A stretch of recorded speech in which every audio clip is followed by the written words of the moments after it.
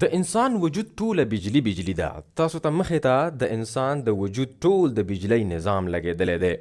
سره تارونه ته نه ما ایستي دي، د وینې والا چې کم تارونه دي هغه ته نه لرې که. نن د وینې خبره نه ده، نن د بجلی خبره ده. د انسان د وجود ستاسو د بچیو سبا پرچه ده نر امپلس باندې خبره کېږي نن. دا زمونږ غوندې بجلی نه چې ګنټه پس به بوزي وهې. دا باره چې کومه ایریا ده دا داسې ووایي چې دا ګریډ سټیشن دی. لاندې ته نه د سرویس تارونه راغلي دي، غټ سرویس راغلی دی دلته په ملا په تیر کې. د دغې سرویس نه اوس 27 تارونه بهر وتي دي.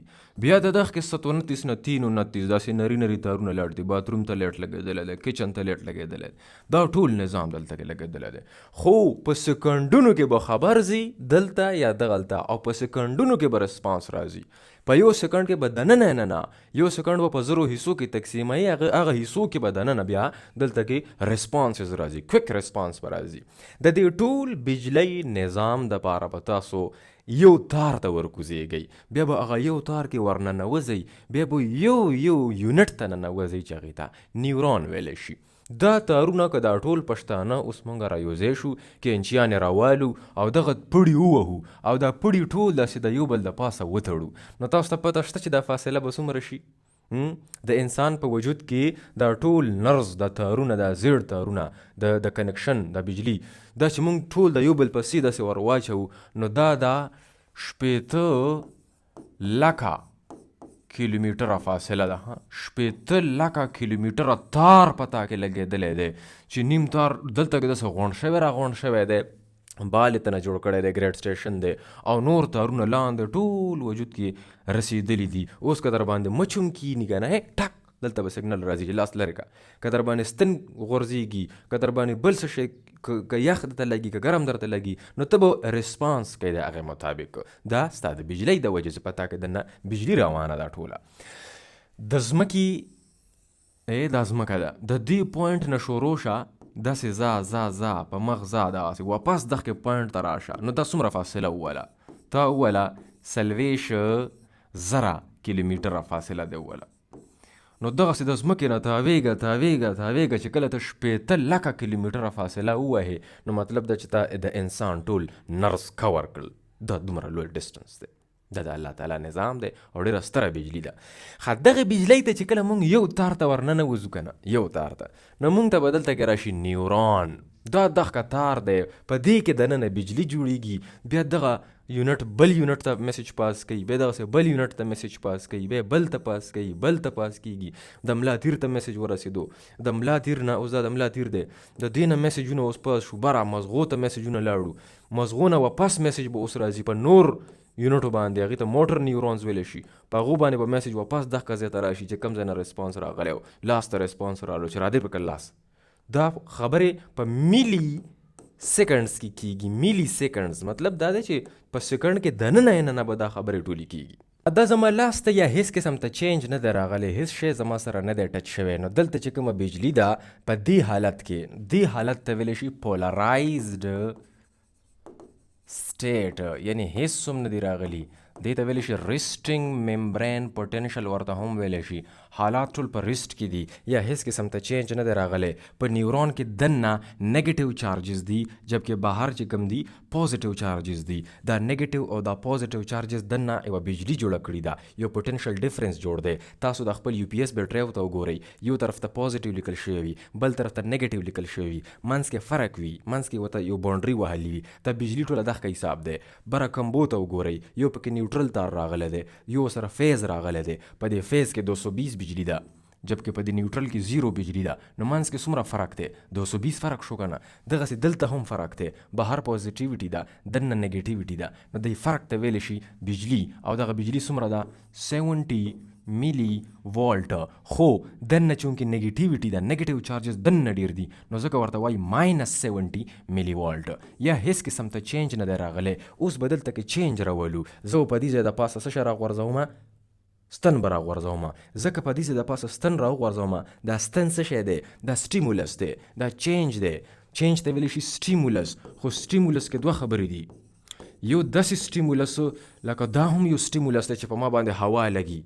نو کنې زما دماغ ته یا زما ملا تیر ته بس هر وخت میسجونه پاس کیږي چې هوا لګي هوا لګي هوا لګي. نه، دغه سټیمولس اهمیت نشته دی.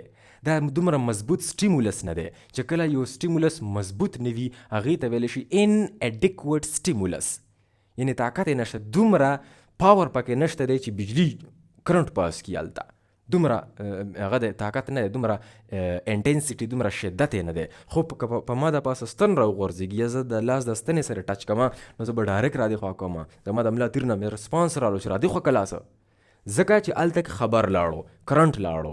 ولې دا ستن چې ما سره کومه ټچ شوه، دا چې کوم سټیمولس رالو دا ډېر مضبوط سټیمولس و. نو مضبوط سټیمولس ته ویلی شي تریشولډ، او بې قیمته یعنی سست معمولی سټیمولس ته ویلی شي سب تریشولډ یا ان اډیکوټ.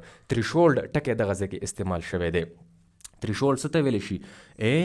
دا دیوال دی، دا 15 کسان دي، دی غواړي چې یاره مونږ برتي کیږو، نو دا دیوال یې ورته وهلی دی چې وایي تاسو که د 15 فوټو دیوال نه تاسو ټوپ وهلی شئ نو خو برتي به شئ، او که چا ټوپ ونه ولو هغه به نشي برتي کېدلی. نو دا چې کوم دیوال وهل شوی دی دې ته ویلی شي تریشولډ. یو معیار یې ورته مقرر کړی دی، یو حد یې ورته مقرر کړی دی چې که چا دا کراس کو نو هغه به برتي کېږي. دی یو سړي ټوپ ووهلو دا برتي شو، دم ټوپ ووهلو دا هم برتي شو، خو د 3 کسانو ټوپ نشي وهلی، دا نشي برتي کېدلی، دا په دې ځای کې راوغورځېدو، دا په مخ باندې ترقي نشي کولی. نو دا څه شی دی؟ دا تریشولډ دی. نو دغسې که تا ته په مونږ باندې خو چینجز راځي که نه، هر شی ټچ کېږي، فیل کېږي، خو په دې کې هر هغه چینج چې هغه بجلی نشي جوړولی، کرنټ نشي پاس کولی، هلته اګنور کوي مازغه د ملا تیر، نو هغه څه شی دی؟ ان اډیکوټ سټیمولس دی. او هر هغه چینج چې هغه په ما کې ښه مضبوط کرنټ را پیدا کوي نو هغې ته ویلی شي تریشولډ سټیمولس، تریشولډ ورته ویلی شي. اوس راځو کرنټ ته. دا چې کوم ریسټینګ حالت دی دې ته پولرایزډ سټیټ ویلی شي او ته ریسټینګ ممبرین پوټنشل ویلی شي. بهر پازیټیو دی، دننه نیګیټیو دی. پوټاشیم، سوډیم د ډي ان اے او د آر ان اے د وجې، ګوره ډي ان اے هم دلته پراته ده، آر ان اے هم دلته پرتې دي، په دواړو باندې نیګیټیو چارجز دي. او دننه که دلته کې یو کې پوټاشیم دی که نه، نو دننه 13 پوټاشیم دی، دننه پوټاشیم ډیر دی، پوټاشیم باندې پازیټیو چارج دی. ها اوس دلته دننه که یو سوډیم دی که نه، نو بهر 10 سوډیم دی، سوډیم بهر ډیر زیات دی، خو دی دلته کې ورته پمپ لګېدلی دی. پمپ، دا پمپ څه کار کوي؟ پمپ په کار وا چې دلته کې پوټاشیم ډیر دی نو چې د ډیر طرف نه لږ طرف ته تللی، هسې خو مونږ داسې وایو که نه، یا دلته کې ډیر دی سوډیم، دلته کې لږ دی، نو په کار چې د ډیرو نه لږ طرف ته تللی. خو نه، پمپ دلته کې خرچه کوي. پمپ دلته کې خرچه دا کوي چې د الټه کار، لکه ګریډینټ خلاف کار کوي. دننه ډیر دی بهر لږ دی، نو د لږو نه ډیرو طرف ته راغواړي. دغسې دننه سوډیم بهر ډیر دی، دننه لږ دی، نو دا هم د لږو نه ډیرو طرف ته داسې کار کوي. دې ته پمپ ویلی شي، سوډیم پوټاشیم پمپ. په دې ځای کې پمپونه هم لګېدلي دي او په دې ځای کې ګیټونه هم لګېدلي دي. پمپ چې کوم دی دا په مزدورۍ باندې کار کوي، دا مزدوري غواړي، یعنی خرچه غواړي، اے ټي پي به خرچ کوي. او چې کوم ګیټونه دي دا د خدای د رضا دپاره کار کوي. voltage regulated gates او non voltage regulated gates. دا په خپله به دې کې څه ګیټونه دي چې هغه شپه ورځ کار کوي، څه ګیټونه دي چې هغه په یو خاص ټایم کې کار کوي. اوس راولو یو چینج.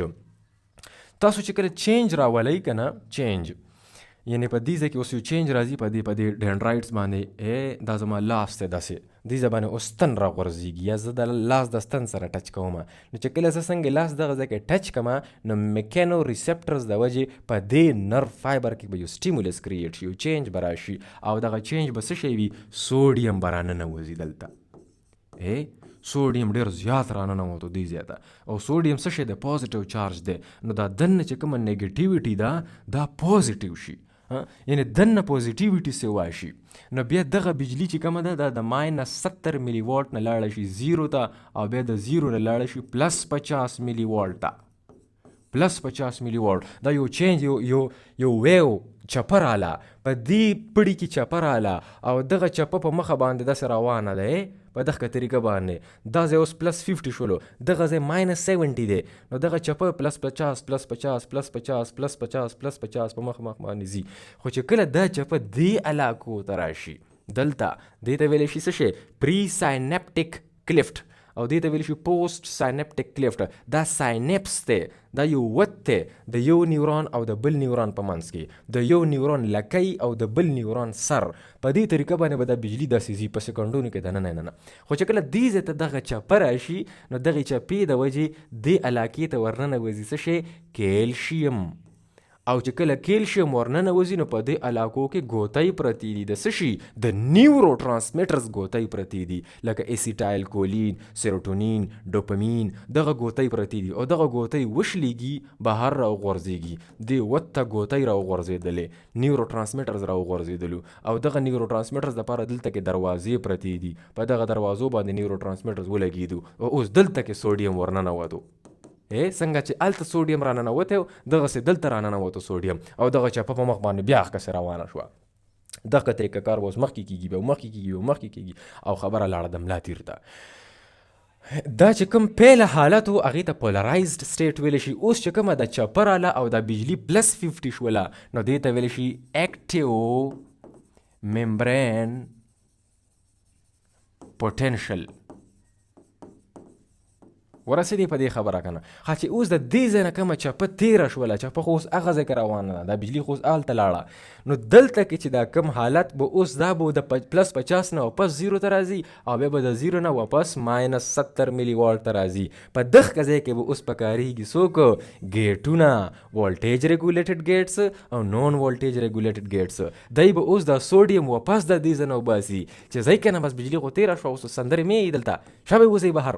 نو سوډیم به بهر ووځي، نو دننه به بیا نیګیټیو شي، او پاس آوټ سایډ چې کوم دي دا بیا پازیټیو شي. نو بجلي چې کومه ده دا به واپس ماینس 70 ملي وولټ شي. او چې کله دا چپه واپس تیره شي، حالت نورمل شولو، نو دغه نورمل حالت ته به بیا ویلی شي repolarization. او دې سټیج ته دا چې څومره ټیم کې دا repolarization کیږي، دا حالت واپس نورمل کیږي، دغې ته ویلی شي refractory period. refractory period ورته ویلی شي. دا دغه مخامخ چې تاسو ته کوم لګېدلی دی دا دغه پمپ دی، سوډیم پوټاشیم پمپ دی. دا به دنه پیسې اخلي، دا مزدوري کوي. دا زه ګوره ای ټي پي لګوي. دا ای ټي پي څه شی دی؟ دا روپۍ ده چې زموږ جسم زموږ هر خلیې دا څیزونه لګوي. دا هغه څیز ده چې ما خوراک نه ماته راغلی دی، زه خوراکونه کوم، ما ای ټي پي جوړوي درنه خلیې. دغه ای ټي پي اوس په دې کار باندې لګي، خرچه یې روانه کړي، دا پمپ دی. د بجلۍ چې دا کوم رفتار دی دا په دوه قسم ته دی. په دې ځای باندې ما ته ستن راغورځېږي، یا زه د لاس د ستن سره ټچ کوم، نو چې کوم خبر زما مزغو ته او زما دماغو ته راځي هغه په دوه قسم ته راځي. یو خبر خو به داسې راځي چې کنټینیوسلی به داسې دا خبر روانه وي، دا بجلي به داسې روانه وي، داسې دې ته کنټینیوس امپلس ویلی شي. خو یو خبر داسې هم راځي چې دې ځای کې چې څنګه ستن ټچ شوله نو دا به په جمپونو باندې ما ته دا خبر راځي. جمپونو کې داسې ټک ټک ټک ټک ټک په جمپونو باندې ته سالټیټري امپلس ویلی شي. سالټیټري امپلس ډېر تیز دی او دا کنټینیوس لوندې سلو دی. دا په جمپونو باندې ما ته دا خبر ولې راځي؟ دې دپاره به ته بیا د بجلۍ تار کولاوی. راځئ چې دا نیورون کولاو کړو. دا نیورون چې تاسو کولاو کوئ نو ګوره دې ځای باندې چینج راځي. دلته په دې ځای چینج رالو. څه شی رالو؟ ستن راباندې راوغورځېده، مچ راباندې کېناستو، چینج رالو، سوډیم ورننوتو. دلته چې دا کومه بجلي د ماینس 70 ملي والټ هغې کې بدلاو رالو، پلس 50 ملي والټ وله. خو دغه پلس 50 ملي والټ ولا بجلي مځکه دې پړي ته وګورم نو په دې باندې قدرتي مسله لګېدلې ده چې انسان ته کرنټ ورنکي. یعنې داسې وګڼئ چې دا کوپر تار دی، د بجلۍ چې دا کم تار دی دننه پکې سیم پروت دی که نه، خو د پاسه خو پې مسله لګېدلې ده. زه دا دې کې بجلي ده، زه دا ټچ کولی شم، ما ته کرنټ نشي راکولی. ولې؟ چې مسله په باندې د پاسه لګېدلې ده. خو دا چې کوم نیورونز دي په دې کې په ټوکړو ټوکړو کې مسله لګېدلې ده. دغې مسلې ته ویلی شي مایلین شیت. او دا جوړ د څه شي نه؟ د سکوان سیلز نه جوړ. دلته کې سکوان سیلز پراته دي. دغه مایلین شیت په ټوکړو ټوکړو کې لګېدلي دي، منځ کې پکې بربنډ ځایونه دي. دا او دغسې دي بربنډ ځایونه ته ویلی شي نوډ آف رینویر. د بجلي چې کومه جوړه شوه دلته کې دا کرنټ دا چپه چې کومه راله نو دا چپه دې ځای کې کار نه کوي، نه دلته کې کار کوي، نه دلته کې کار کوي. دا چپه اوس دې ځای کې جوړه شوه، دا چپه به جمپ کي دغه ځای ته، دا بربنډ ځای ته. دې ځای کې اوس آین ایکسچینج وشو د سوډیم د پوټاشیم، هغې نه پس به دغه ځای ته جمپ کی. دې ځای کې چینج رالو، هغې نه پس به دغلته جمپ کی. دې ځای نو دې ته ویلی شي جمپینګ موډ یا ورته سالټیټري کنډکشن ویلی شي. داسې ټک ټک ټک دا ډېر تیز دی. دا د 100 نه والا 120 میټر پر سیکنډ، په یو سیکنډ کې 100 میټره وایي. دومره تیزی سره دا کرنٹ ماته راځي. جبکې که زه ووایم چې یاره دا نشته پکې، دا مسله ته نه لرې که، نو بیا به د دې نه جوړ شي کنټینیوس کنډکشن، او بیا هغه چې کوم بجلی ده، چې کوم رفتار دی، چې کومه چپه ده، هغه بیا زیات نه زیات وایي 2 میټره پر سیکنډ. په یو سیکنډ کې 2 میټره وهي، او دا په یو سیکنډ کې 100 میټره وهي، ځکه چې منځ کې مسله لګېدلې ده او دا چپه چې کومه ده دا په جمپونو باندې روانه ده. دا دغه نیورون دی چې په دې کې به دننه بجلی ځي، د دې ځای نه به خبر راځي، دغه ځای ته به خبر ځي، مخې ته ورته بل نیورون لګېدلی دی، اخري به د ملا تیر ته میسیج ځي، د مغزو ته به میسیج ځي.